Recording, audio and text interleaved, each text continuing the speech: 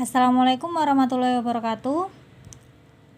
Hari ini materi kita masuk ke perbandingan trigonometri di berbagai kuadran. Nah, bisa dilihat di LKS-nya, ini boleh dibaca, silakan dibaca sendiri ya. Ini perbandingan koordinat kartesius. Jadi pada bidang koordinat kartesius terbagi menjadi 4 kuadran. Ini koordinat kartesius itu ada 4 kuadran. Untuk trigonometri ada 4 kuadran. Nah, yang pertama, kuadran pertama di sebelah kanan atas, kuadran kedua di sebelah kiri atas, kuadran ketiga di sebelah kiri bawah, kuadran keempat di sebelah kanan bawah. Di sini dimulai dari perputarannya 0 sampai 360. Jadi berputar berlawanan jarum jam. Kalau jarum jam kan kanan, kalau trigonometri berputarnya berlawanan. Jadi dimulai dari X, sumbu X menuju kembali ke sumbu X dari karena berlawanan bukan ke bawah ya. Kalau ke bawah berarti searah jarum jam, karena ini berlawanan, jadi berputarnya ke kiri. Seperti ini. Nah, kuadran sendiri ini memiliki nilai yang berbeda-beda, yang memiliki sifat dasar yang berbeda. Misal di sini kuadran pertama. Nah, sudut alfa dikatakan berada di kuadran pertama jika alfa lebih dari 0 kurang dari 90 derajat. Alfa lebih dari 0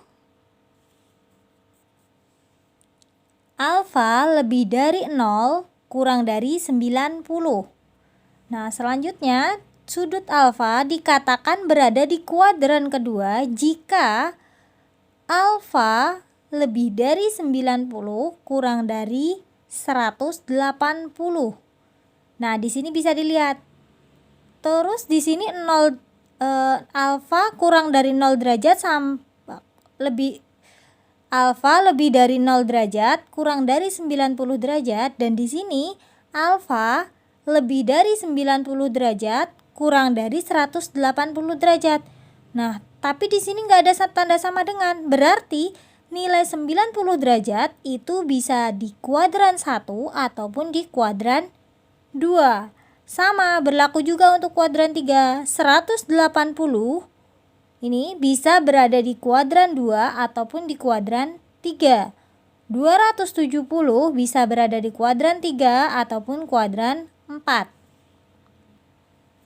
Nah, ini untuk diagram kartesius. Nah, ini 4 kuadran ini bernilai sudutnya bernilai dari yang kuadran pertama 0 derajat sampai 90 derajat, kuadran kedua 90 derajat sampai 180 derajat, kuadran 3 180 derajat sampai 270 derajat, dan kuadran 4 270 derajat sampai 360 derajat. Nah, sekarang ini untuk menentukan tandanya. Nah, di sini kuadran pertama itu bisa dilihat sin alfa itu sisi depan per miring. Sisi depan per miring positif. Cos alfa sisi depan per miring. Cos alfa sisi samping per miring bernilai positif. Tan alfa bernilai sisi depan per samping, nilainya juga positif. Nah, yang bagian B di sini titik. Cos min X Y berarti ada negatif kan? Berada di kuadran kedua, berarti bisa dilihat di sini.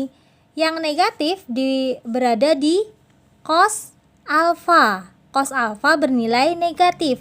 Sin alfa bernilai positif, tan alfa bernilai negatif. Berarti di sini di kuadran kedua yang bernilai negatif itu adalah sin alfa dan kebalikan dari sin alfa. Kebalikan dari sin alfa siapa? kebalikan dari sin alfa yang kemarin sudah kita bahas, kebalikan dari sin alfa adalah kosek alfa. Nah, kosek alfa berarti positif. Selain itu, nilainya negatif. Kosek alfa nilainya positif juga, sama seperti sin alfa. Kos alfa, sekan alfa dan kotan alfa nilainya juga negatif. Nah, untuk kuadran ketiga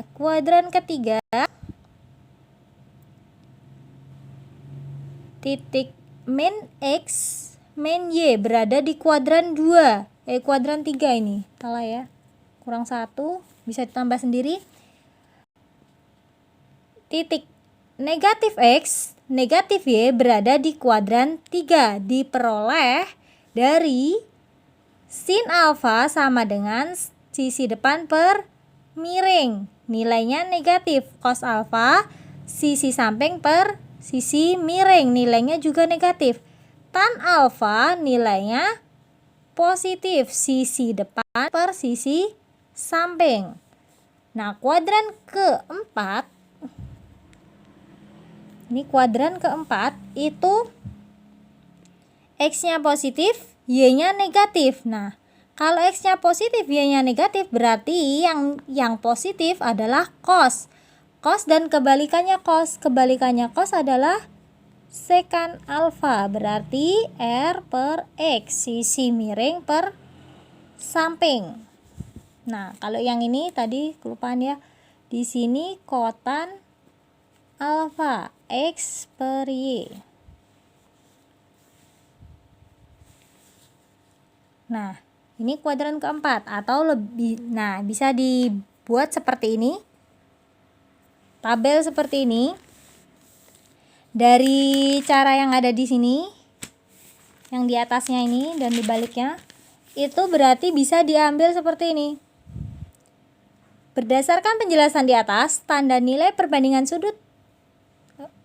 trigonometri sudut-sudut di berbagai kuadran dapat ditulis sebagai berikut. Nah, atau lebih gampangnya saya biasanya buat seperti ini, agar mudah mengingatnya. Nah, saya buat lingkaran seperti ini. K1 menandakan kuadran 1, K2 kuadran 2, K3 kuadran 3, K4 kuadran keempat. Untuk nilai kuadran pertama itu 0 sampai 90 derajat. Kemudian untuk kuadran kedua 90 sampai 180 derajat. Kuadran ketiga 180 sampai 270 derajat. Kuadran keempat 270 sampai 360 derajat. Nah, ini yang pertama. Nah, selanjutnya ini saya kasih tanda juga. Di sini di kuadran pertama semua positif. Semua positif. Nah, di kuadran pertama semuanya bernilai positif. Di kuadran kedua yang bernilai positif itu adalah sin alfa positif dan kosek alfa positif. Kemudian di kuadran ketiga, berarti kalau di kuadran kedua yang positif sin alfa positif, kosek alfa positif. Berarti selain keduanya ini nilainya adalah negatif. Kuadran ketiga tan alfa positif dan kotan alfa positif. Nah, ini agar mudah mengingat saja ya, terserah boleh ditulis boleh tidak. Kemudian kuadran keempat yang positif nilainya cos alfa positif, sekan alfa positif. Nah, ini menandakan, nah kalau sudah seperti ini, kita bisa lihat ini. Di sini saya bisa ngambil 3 poin. Untuk kuadran pertama itu nilainya 0 sampai 90. Kemudian nilai semuanya adalah positif. Kuadran kedua 90 derajat sampai 180 derajat. Yang bernilai positif sin alfa dan kosek alfa. Selain itu nilainya negatif. Membuktikan bahwa sin alfa itu kebalikan dari kosek alfa, atau kosek alfa kebalikan dari sin alfa. Jadi mempermudah. Misal sin alfa sama dengan 2/3. Misal panjangnya 2, miringnya 3. Berarti kalau kosek alfa tinggal dibalik 3/2. Ini kebalikan. Jadi saya menemukan 3 poin di kuadran kedua. Begitu juga di kuadran keempat. Di kuadran keempat 180 derajat sampai 270 derajat. Tan alfa positif, kotan alfa positif. Tan alfa kebalikan dari kotan alfa. Kotan alfa kebalikan dari tan alfa. Sama, berarti 3 poin juga. Jadi ini sebenarnya untuk mengingat saja. Jadi kalau tadi kan kita mengingatnya satu persatu. Nah, sedangkan semakin lama materi akan semakin bertambah. Jadi ingat dasarnya ini terlebih dahulu, kalau sudah nanti selanjutnya kan bisa melakukan pengembangan. Nah, kuadran keempat itu 270 derajat sampai 360 derajat dengan yang nilainya positif cos alfa dan sekan alfa. Cos alfa kebalikan dari sekan alfa. Sekan alfa kebalikan dari cos alfa. Jadi saya di sini tinggal mengingat untuk yang sin alfa. Cara mencari nilai sin alfa itu kan sisi depan per miring. Berarti kalau kebalikannya sin alfa berarti kosek alfa, sisi miring per depan. Tan alfa juga seperti itu. Tan alfa sisi depan per sisi samping. Kalau kotan alfa berarti sisi samping per sisi depan. Untuk cos alfa juga seperti itu. Saya cuma mengingat cos alfanya saja. Kalau cos alfa itu sisi samping per miring. Berarti kebalikan cos alfa adalah sekan alfa. Berarti sisi miring per samping. Gitu saja. Nah, next video selanjutnya itu tentang rumus perbandingan trigonometri sudut berelasi.